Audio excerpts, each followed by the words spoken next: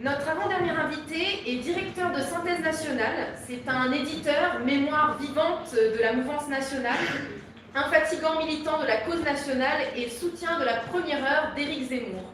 Merci d'accueillir Roland Elie.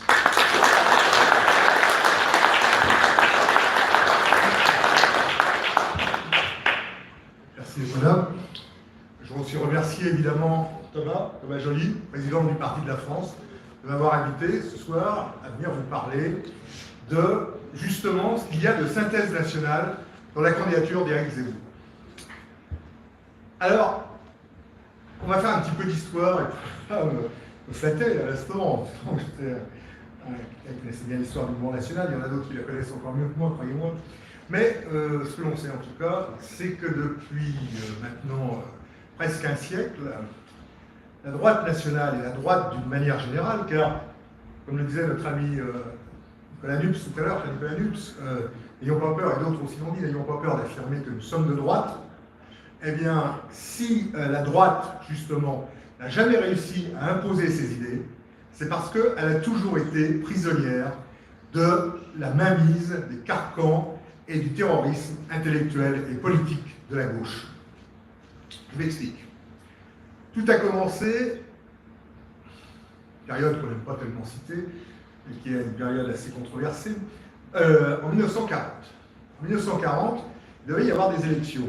Et selon tous les pronostics de l'époque, ces élections devaient être emportées par le parti de droite de l'époque qui s'appelait le Parti social français, qui était plus ou moins une émanation, ce qu'on appelait avant les Croix de Feu, c'est-à-dire un mouvement national issu des milieux anciens combattants de la Grande Guerre de 14-18. Ce parti devait emporter les élections, mais comme vous le savez, ces élections n'ont pas eu lieu pour les raisons que je vous laisse imaginer. Là-dessus, la droite s'est divisée.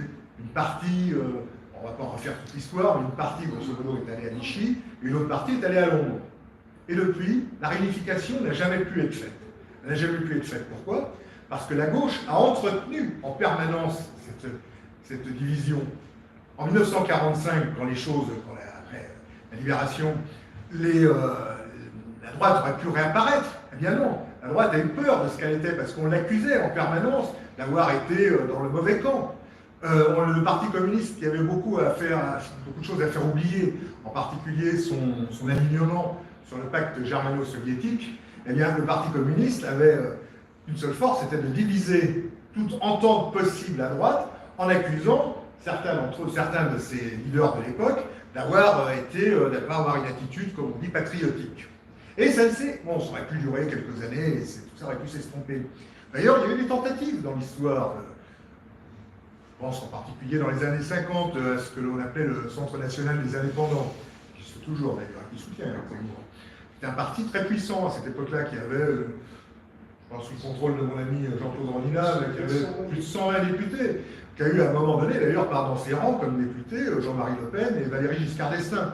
Donc c'était un parti qui regroupait finalement des tendances diverses de la droite, et qui n'avait pas peur de s'affirmer de droite. Il y a eu d'autres tentatives, il y a eu, au moment... c'est resté très court, mais au moment du gouvernement, à l'époque où le président Pompidou était à l'Élysée, le président Pompidou avait tenté un rapprochement avec les milieux nationaux, avec en particulier l'Alliance républicaine de Jean-Louis Tixier-Vignancourt. Il y a eu un événement important que personne n'a oublié, et en plus qui a été la preuve que cette alliance, cette entente peut gagner. Eh bien, cet événement, ça a été Dreux. Ça a été Dreux en 1983, avec la candidature de Jean-Pierre Servois, qui au deuxième tour a réussi à faire une alliance avec la droite locale et a remporté la ville de Dreux à la suite de cette élection. Et vous savez ce que ça a entraîné après, l'émergence du Front National et la suite. La suite, vous la connaissez. Donc, il y a eu aussi, à la fin des années 90, une timide tentative d'entente dans certains conseils régionaux. C'était le cas avec Charles Millon et d'autres, enfin on parlait à cette époque-là, mais ça a été très éphémère. Bref, la droite n'a jamais réussi à se retrouver. Cette cassure entretenue par la gauche a permis d'assurer justement à la gauche une longévité, et en tout cas une manière de faire passer ses idées et non pas les nôtres. Et justement, qu'est-ce qu'il y a d'intéressant dans la candidature d'Éric Zemmour? C'est que pour la première fois, un homme réussit à brouiller totalement ce clivage. Éric Zemmour n'est pas ce que l'on appelle, à proprement parler, un homme qui vient de la droite nationale, ou de la droite identitaire peut-être, mais enfin, la droite nationale telle qu'on la connaît, la Front National, par exemple, on a bien connu, Rémi Thomas, et parmi vous aussi. Non, il ne vient pas de si mieux, bien que ce soit toujours été un homme de droite. Il se trouve que Éric Zemmour, moi j'ai rencontré pour la première fois en 1983. Oui, c'est ça, 83, ça fait quelques années. À cette époque, il y avait des grèves étudiantes contre la loi Savary, si je me souviens bien. Et je m'occupais d'un parti qui s'appelait le Parti des Forces Nouvelles à cette époque-là. Et un jour, j'arrive au siège du parti, voir Sébastien Paul, et le permanent me dit, ah, tiens, il y a un journaliste qui voudrait te voir, un dénommé Zemmour, quotidien de Paris. Je suis allé avec un de mes amis, on y est allé, puis on a rencontré un Zemmour qui nous a interviewé. Ça dure à peu près 1 heure. En revenant, je me revois encore avec mon camarade, avenue de Paris à Neuilly, et lui dire c'est quand même bizarre, ce journaliste pense comme nous. Déjà, à l'époque, c'était pas évident. Éric Zemmour pensait comme nous, la première idée qu'on avait eue, c'était pas évident. Et puis finalement, on s'était dit, on a discuté, on a parlé, on a échangé un certain nombre de choses, et puis ce type pensait comme nous. Déjà, j'avais certaines sympathies pour ce bonhomme. Et après, à l'époque, évidemment, Éric Zemmour il y a 1 semaine de plus que moi. J'étais jeune responsable et lui était jeune journaliste, donc personne ne nous connaissait. Et donc, bien sûr, après, il est devenu très connu, plus que moi en tout cas. Et donc il a pu évoluer dans le bon sens, comme on sait. Et tout le temps, à chaque fois, il a toujours prôné une entente entre, pour faire simple, la droite gaulo-libérale et la droite nationale. La droite conservatrice et la droite nationale. Et aujourd'hui, il est le seul à pouvoir réaliser cette entente. Notre famille politique, bon, je fais une fixation sur personne, donc que les choses soient claires, notre famille politique, depuis 10 ans, c'est un leurre. C'est un leurre. Un jour, Jean-Marie Le Pen, lors d'une journée de synthèse nationale, qui est assis à côté de moi, et il me dit très gentiment, il avait un exemplaire de synthèse nationale dans les mains, et il me dit ah, elle est bien ta revue. Je suis gentil, j'apprécie toujours, on est bien ce que l'on fait. Et il dit tu te rends compte, le Rassemblement national, c'est le seul parti dans le monde, qui n'est pas de journal.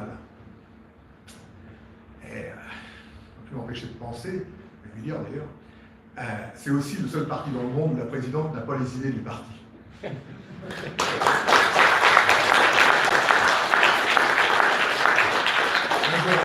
Un journal, on est un certain nombre, y compris dans la salle, en quelques semaines, en quelques mois, on peut en créer un. Faire changer Marine Le Pen, c'est peut-être plus compliqué. C'est pour ça que le mieux, c'est finalement de changer Marine Le Pen.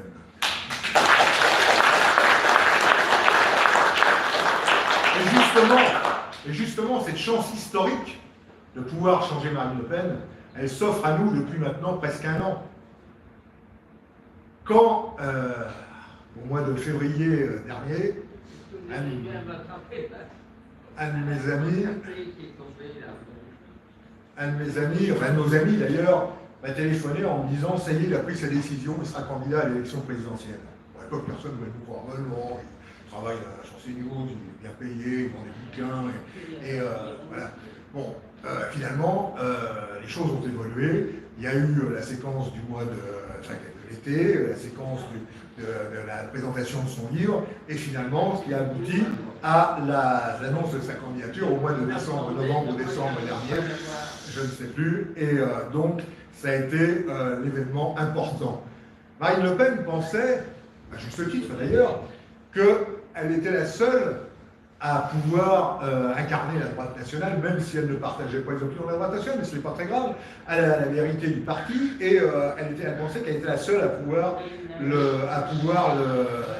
incarner cette droite nationale. C'est vrai qu'elle avait des bonnes raisons. Elle avait des bonnes raisons. Toutes les autres tentatives qu'il y a pu y avoir dans l'histoire n'ont pas été, malheureusement, pour beaucoup d'entre elles en tout cas, couronnées de succès. Donc elle pensait qu'elle était la seule. Et puis, là, Éric Zemmour qui arrive. voilà ce changement, cette révolution inédite au sein de notre famille. J'ai parlé à ce moment-là, l'été dernier, au printemps dernier, à la fin du printemps dernier, si je me souviens bien, avec Thomas. Et, ça ne m'a pas surpris, je sais que Thomas est un garçon, un militant politique, un vrai militant politique, et je sais que les militants du Parti de la France sont des militants politiques. Et le rôle d'un militant politique, c'est de faire passer l'intérêt de notre nation avant les simples petits intérêts de mouvement ou tout simplement de la politique à la petite semaine. C'est d'avoir un grand projet. Et le Parti de la France a tout de suite répondu présent. C'est aujourd'hui les campagnes qui sont menées par le PDF à travers la France en faveur de la campagne d'Éric Zemmour ont leur importance, c'est parce qu'il faut montrer qu'il existe une droite nationale digne de ce nom, qui elle aussi participe à ce grand mouvement de redressement national et populaire. Alors, au-delà de l'élection présidentielle, qui, espérons-le, nous donnera des résultats beaucoup plus engageants que ceux que l'on veut bien nous annoncer aujourd'hui dans les sondages, espérons qu'enfin en France il y ait un changement, espérons qu'enfin en France une droite nationale digne de ce nom, capable de s'entendre avec les autres forces du pays, qui sont décidées peut-être, et peut-être même au-delà de la droite d'ailleurs, à changer les choses, parce que nous n'avons plus le choix, soit aujourd'hui les choses changent, aujourd'hui ou maintenant, soit dans quelques années, il sera trop tard. Quand Jean-Marie Le Pen a créé le Front National en 1973, la première de 72 plutôt, la première affiche était avec nous avant qu'il ne soit trop tard. Eh bien, je crains que ce trop tard approche, mais il n'est pas encore trop tard, et donc c'est maintenant que ça va se passer, c'est grâce à vous tous, c'est grâce au combat que vous avez mené tous autour de vous, d'ici dans les 3 semaines qui viennent. Nous n'avons pas le droit à l'erreur, nous n'avons qu'une seule feuille de route, celle de la victoire de la France française et de l'Europe européenne. Je vous remercie.